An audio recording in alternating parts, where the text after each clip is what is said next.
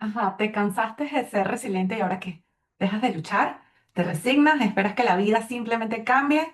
Y creo que ese es el peligro de esta conversación, porque el problema nunca ha sido la resiliencia.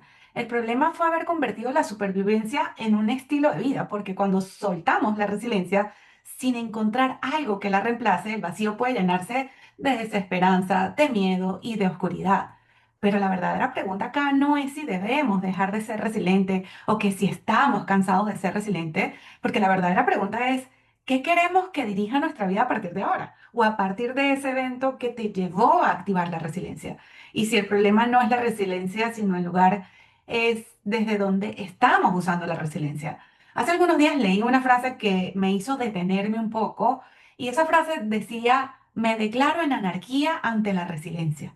Y entendí perfectamente lo que intenta expresar porque durante años se nos ha enseñado que ser resiliente significa soportarlo todo, aguantar, adaptarte, levantarte una y otra vez, seguir funcionando aunque por dentro estés roto. Y es comprensible porque muchas personas estén cansadas de esta narrativa, porque nadie quiere vivir sobreviviendo, esa es la verdad. Sin embargo, mientras la leía, apareció una inquietud en lo más profundo de mi ser, y es, ¿qué pasa si en nuestro rechazo a la resiliencia mal entendida, terminamos renunciando también a una de las capacidades más importantes que tiene el ser humano?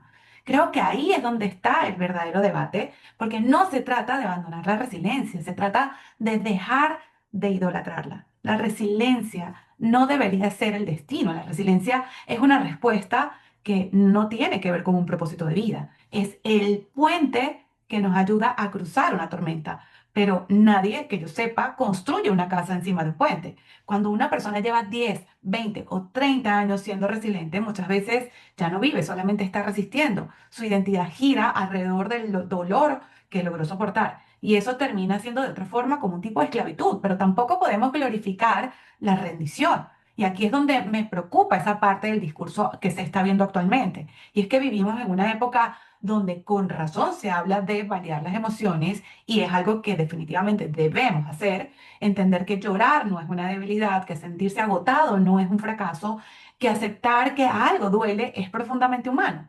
Pero una cosa es validar el dolor y otra cosa muy distinta es convertirlo en el lugar donde decides quedarte. Porque cuando una persona pierde completamente la capacidad de levantarse, aparece algo que es muy peligroso. Y eso peligrosísimo se llama la desesperanza. Y la desesperanza siempre va a dejar un espacio abierto para la oscuridad. Entonces, no necesariamente estoy hablando de una oscuridad mística, también la oscuridad de la resignación, de esa que es como, bueno, ya nada importa, del para qué voy a intentarlo, la que convence a una persona de dejar de creer en sí misma o dejar de creer en los demás, incluso de dejar creer hasta en Dios. La oscuridad rara vez entra haciendo ruido, generalmente entra cuando dejamos de encontrar sentido.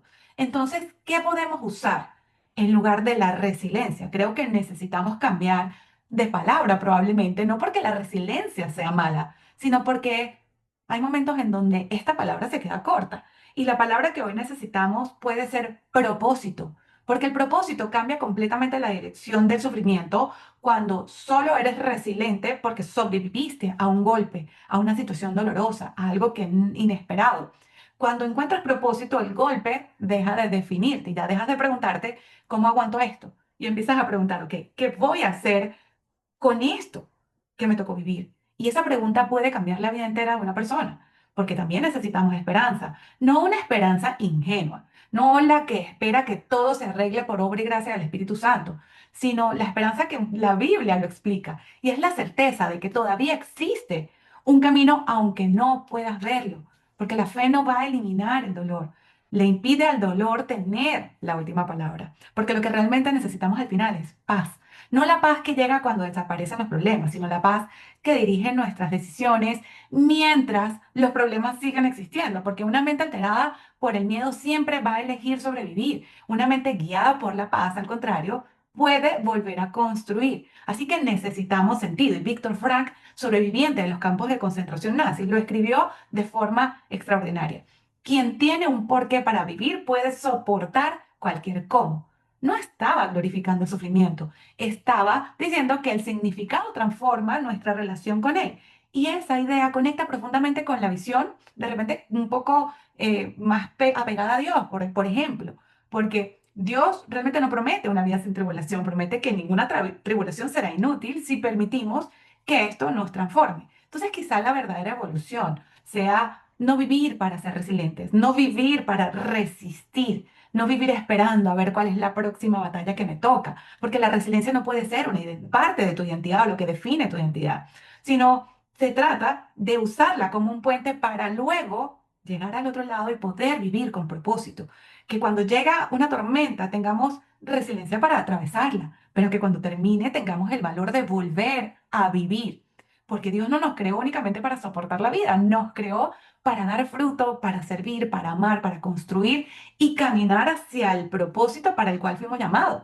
La resiliencia puede ayudarte a no caer, pero es el propósito el que te vuelve a enseñar a caminar. Y quizás es ahí donde está el cambio que necesitamos hacer como sociedad. Dejar de admirar únicamente a quienes soportan el dolor y empezar a inspirarnos en quienes después del dolor descubren un propósito mayor.